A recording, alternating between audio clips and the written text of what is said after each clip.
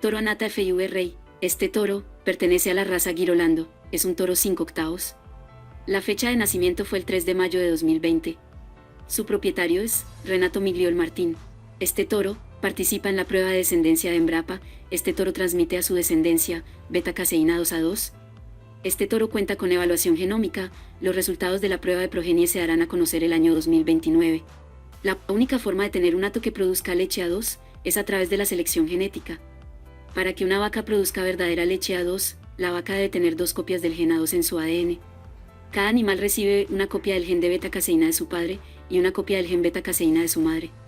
Entonces, para tener un 100% de posibilidades con un animal A2A2, debes cruzar un toro A2A2 con una vaca 2A2. Si quieres adquirir la genética de este toro, en la descripción del video, te dejaremos los datos de contacto del distribuidor autorizado.